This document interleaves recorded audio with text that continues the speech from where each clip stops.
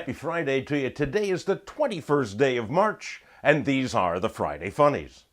Well, what a week this has been, huh? We started off with St. Patrick's Day. We were wearing green and drinking green and later on turning green. Then Tuesday was Election Day here in Illinois, where we got to pick which crooked bastard we want to represent us. USA. Thursday marked both the start of spring and the beginning of March Madness. Madness. You want to know what I'm mad about? I'm mad that it's the first day of spring and there's still snow on the ground. Here we go, updating our story, our lead story from last week. If you remember Lux, the 22-pound killer cat that had his family barricaded in a room, they had to call 911. Well, Lux has got a new home. He's currently at a pet shelter where he's being treated by Animal Planet's Jackson Galaxy. Galaxy plans to listen to the cat to determine his issues. Something tells me this is going to turn into a new reality show. Imagine, if you will, Duck Dynasty if all the characters were cats. Huh? Well, there are no more cat stories in this week's news, just the regular folks who would fall under the category of jackasses.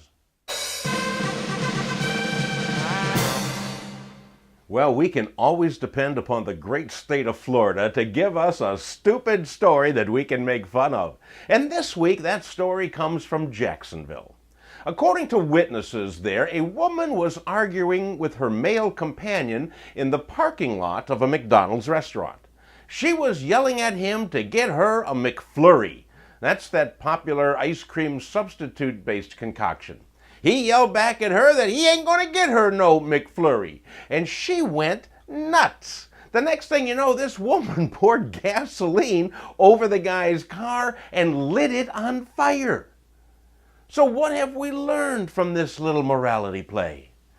That hell hath no McFlurry like a woman scorned.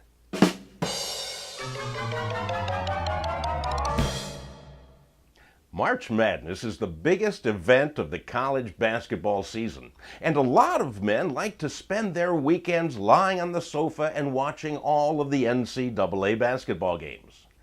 This could be the reason for the increase in the number of vasectomies performed at this time of year. According to doctors, there's a 50% spike in snipping during March Madness.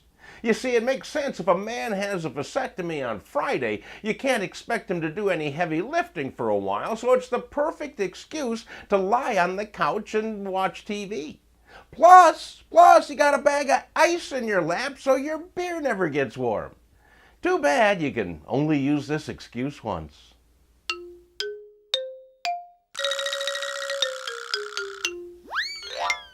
Once again, we return to Florida, that hotbed of bad behavior.